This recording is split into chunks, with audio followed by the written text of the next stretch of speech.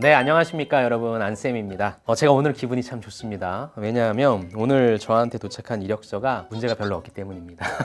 하지만 걱정은 좀 있으신 것 같은데 어떤 걱정인지 한번 알아보도록 할게요. 우리 안재윤 씨고요. 닉네임이 다나가 라고 하는 닉네임입니다. 자, 26살이신데요. 제가 봤을 땐 참 좋은 이력서라고 했는데 어떤 부분이 걱정인지 한번 들어보도록 하겠습니다.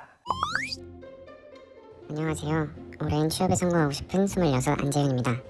저는 학창시절 공부를 열심히 해서 좋은 대학에 진학했고 올해 졸업을 앞두고 있는데요. 졸업 전 지원했던 회사들 모두 서류 전형에서 탈락을 해 걱정입니다.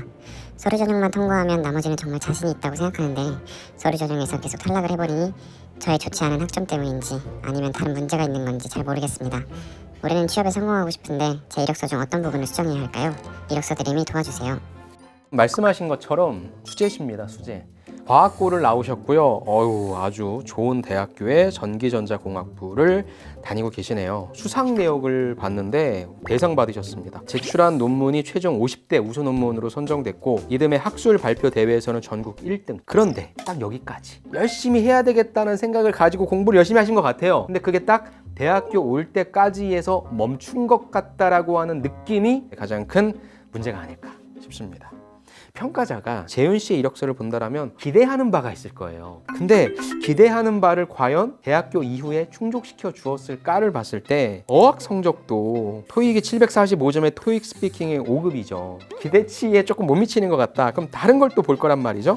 공부도 본인이 걱정하신 것처럼 학점도 높지가 않습니다. 그래도 다행히 인턴과 대외 활동, DX 전문 기업, 디지털 트랜스포메이션 이쪽도 조금 공부를 하신 것 같습니다. 그 다음에 B사에서 근무하신 IT 쪽, 그리고 가장 눈에 띄는 교육이 저는 반도체 공정 설계 교육인 것 같아요. 왜냐하면 반도체 공정 기술 엔지니어에 제일 많이 가는 전공이 전기공학, 전자공학이기 때문이죠. 그럼 이제 저는 좀 정하셨으면 좋겠어요.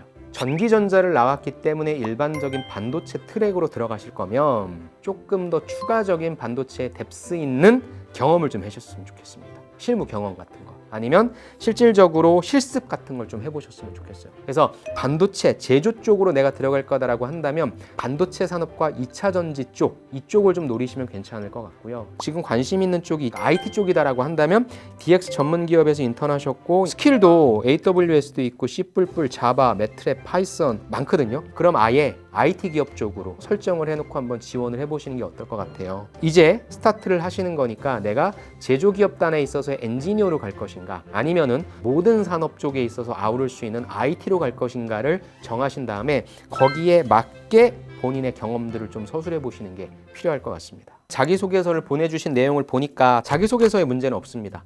어떻게 쓸 줄 아는 분인 거예요. 지금 중요한 건 아까 제가 말씀드렸었지만 공대이신 분들은 거의 문제 해결 능력이에요. 공정기술 쪽이라고 한다면 내가 받았던 과제는 무엇이었고 문제를 해결하기 위해 내가 원인을 분석했고 대안을 생각해서 솔루션을 적용시켜서 결국엔 결과값이 좋았고 나는 이러한 문제 해결 능력이 있다라는 걸 자랑해 주시면 되고 IT 소프트웨어 개발 쪽은 내가 맡았던 주제는 무엇이고 이걸 해결하기 위해서 나는 어떻게 저렇게 노력을 했다. 그래서 결국엔 만들어냈다. 이를 통해서 나는 필요한 어떤 기술적인 스택을 갖고 있다. 둘 다 필요한 것은 이제 협력의 경험이니까 그냥 n분의 1로 배분해서 잘했다가 아니라 항상 갈등이란 게 발생합니다. 그래서 그 갈등을 내가 어떻게 조율했는지, 리더로서 조율하셨는지, 팔로우로서 잘 조율하셨는지 그런 관점에서 갈등 해결 경험을 좀 만들어주시면 좋을 것 같고요. 가장 마지막으로는 이제 지원 동기를 쓰는 게 필요해요. 이걸 연습하기에 제일 좋은 거는 내가 지원한 기업이나 산업이 처한 이슈 있어요. 그거에 대해서 한번 언급해 주시고 그게 내가 지원하려고 하는 쪽에 있어서의 위기인지 기회인지 그래서 그걸 내 직무에서 어떻게 해결해 줄 것인지 등 약간은 어렵지만 그러한 사고 과정을 통해서 날카로운 지원 동기를 만드신다면 기대치를 좀 충족시킬 수 있으니까 그런 노력을 해주시면 좋을 것 같습니다.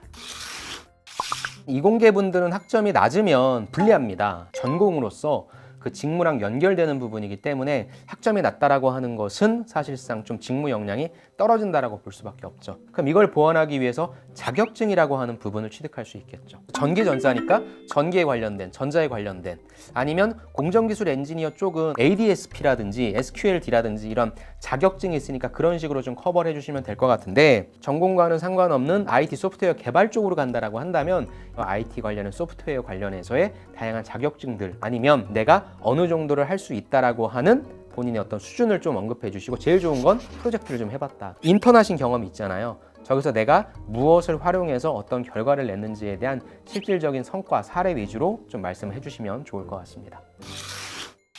정말 행복한 고민이죠. 나 어디 다닌다 했을 때 당연히 취업되는 거 아니야? 집에 가서는 막 끙끙 앓죠. 그게 아닌데 만약에 내 학교가 너무 좋은데 왜 안 뽑히냐? 라고 한다라고 하면 나의 로열티적인 부분에 있어서의 그걸 점검받을 수도 있으니까 그런 때는 어떻게 해야 되냐? 지원 동기를 기가 막히게 한번 써보세요. 내가 지원하는 기업에 있어서 이슈가 무엇인지를 기가 막히게 한번 분석해 보십시오. 분석력을 한번 뿜뿜 해보시기 바랍니다. 지원하기 전엔 뭐다? 이력서 그림!